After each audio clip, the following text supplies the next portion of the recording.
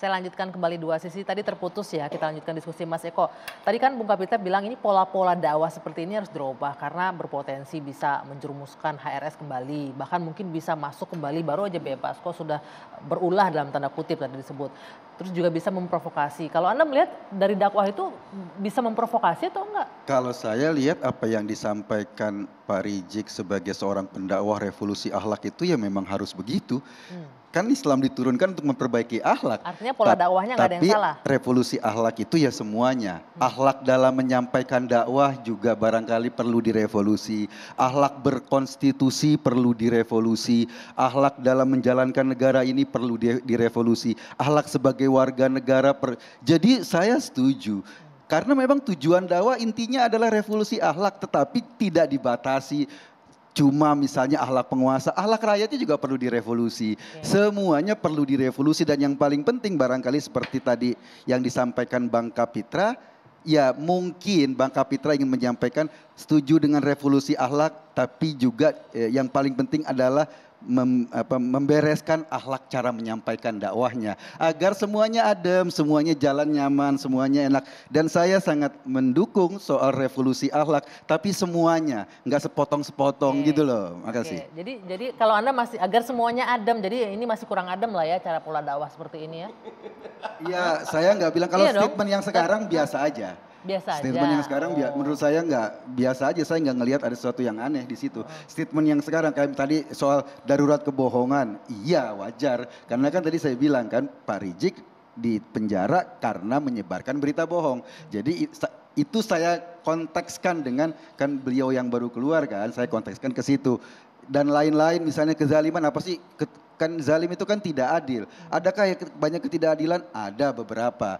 Jadi ya wajar kalau diberesin, wajar kalau diperbaiki. Tetapi jangan sampai pernyataan yang benar ini dipelintir, digunakan untuk hal-hal yang salah. Hanya untuk satu kelompok tertentu. Misalnya pernyataan benar ini cuma ditujukan kepada pihak penguasa misalnya. Itu pernyataannya benar ditujukan untuk cara yang salah. Kalau mau revolusi akhlak ya sebagai penceramah juga dinasihatkan pada penceramah-penceramah lain. Akhlak dalam menyampaikan dakwah juga perlu direvolusi agar nggak terjadi gunjang-ganjing terus di masyarakat. Saya pikir itu akhlak misalnya ketika menyampaikan dakwahnya jangan menyinggung agama lain, jangan melecehkan agama lain. Ini kan juga perlu akhlak. Dan itu yang kemudian selama ini membuat kita gunjang-ganjing terus. Karena apa? Pada satu konteks ada yang merasa bahwa kita superioritas untuk merasa benar, akhlak kita udah lebih benar. Kebanyakan kan kayak gitu. Kita menyerukan sesuatu seolah-olah kita sudah benar. Kalau kita balikin ke semua bahwa ini buat semua. Tadi Pak Rizik ngomong yuk kita sama-sama. Itu kan menandakan dia untuk juga semua. ingin melakukan perbaikan. Saya pikir itu jauh lebih bagus. Artinya bisa ditangkap pesannya positif begitu ya.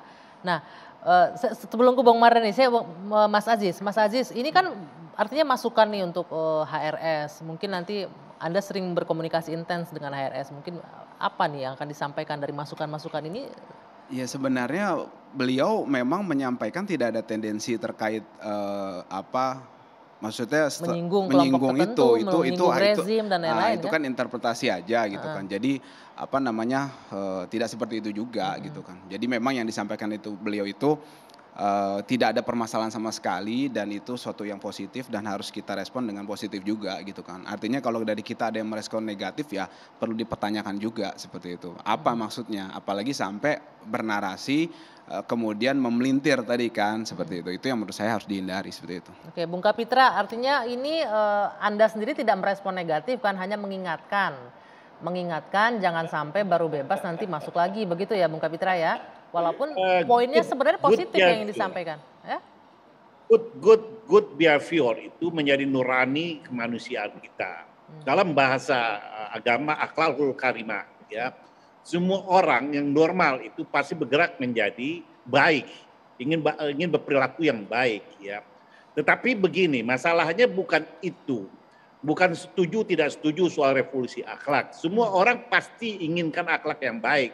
Tetapi ketika kita dakwah itu menimbulkan suatu pro dan kontra di masyarakat, lalu menimbulkan konflik-konflik hukum, tentu kita harus juga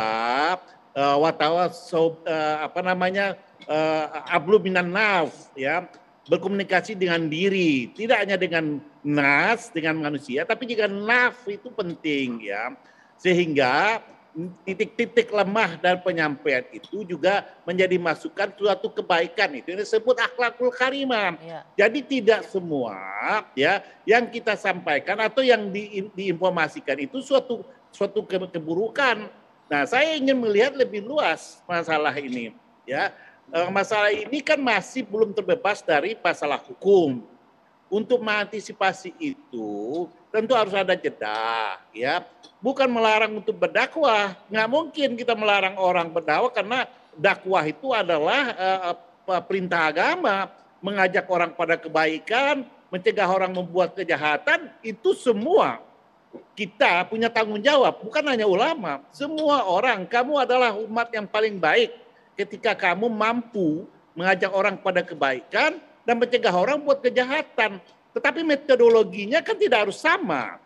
Nah, metodologi yang menimbulkan efek yang merugikan diri sendiri dan kelompok perlu dievaluasi. Kita nggak boleh menjadi superioritas, ya. Kita menganggap Mr. Right, kita aja yang paling benar, nggak juga boleh begitu. Karena pluralitas keyakinan di negara kita ini, itu realitas yang tidak bisa kita tolak. Dalam sektarian agama, satu agama aja itu banyak kelompok-kelompok, banyak figur-figur, banyak tokoh-tokoh. Untuk bisa menjadi satu tokoh dari semua kelompok, tentu harus ada penyesuaian metodologi dalam berdakwah sehingga semua orang dapat menerimanya, termasuk negara. Negara itu perlu dikoreksi. Tapi ingat dalam teologi agama, tidak ada rakyat yang salah. Jika rakyat yang salah adalah pemimpin yang salah. Tidak ada pemimpin yang salah jika pemimpin yang salah, ulama yang salah. Jadi kalau kita lihat realitas, kalau pemimpin hari ini salah, berarti ulama yang salah. Karena ulama itu gagal ulamanya yang ini salah ada begitu dium ya? dari teologi agama Islam loh. Ini ideologi ada dium dari teologi agama Islam. Wow. Jadi kalau suatu negara rusak, bagaimana ulamanya berperan di sana? Harus jelas. Makanya untuk itu saya ingin katakan ada jeda, ada introspeksi diri, yaitu ada komunikasi kebatinan melihat dakwah selama ini. Bukan dakwahnya kita larang, perjalanan dakwah ini. Ini menarik nih, Bung Kapitra. Mahal yang harus dikorbankan. Oke, Bung Kapitra, boleh ditahan sebentar, Mas Aziz mau menanggapi. Tadi kalau pemimpinnya buruk, nih balik lagi ulamanya yang buruk. Iya, ulama yang buruk. Ulama yang nggak mau nasihatin pemimpinnya, itu ulama yang buruk. Ulama saya setuju itu memang. Jadi ulama yang mengingatkan, ya tentu saja nggak buruk. Tapi ulama yang tidak mengingatkan penguasa yang zolim gitu, yang zolim malah didiamkan, malah diajak foto-foto bareng bukan diingatkan, yang malah mendatangi istananya, itu yang buruk. Saya setuju itu. Oke, Bung Mardhani.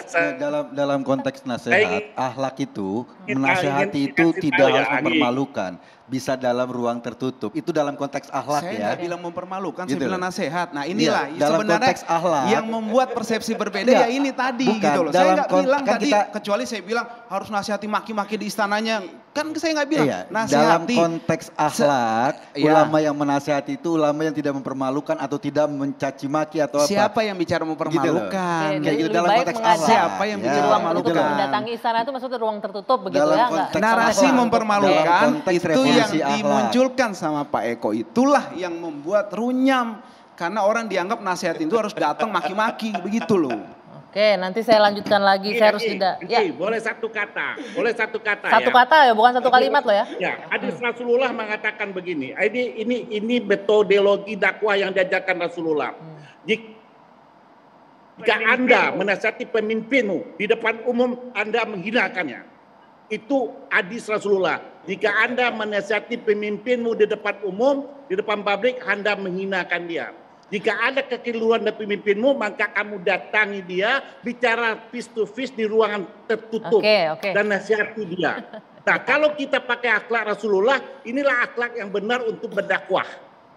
Ya. Ya. Tahan kita dulu, nggak titik. kita framing Itu bukan satu kata, titik dulu. Saya mau motong juga nggak enak. Ini kan hadis Rasulullah, ini Bung Mardhani. Jadi nanti dipanjang.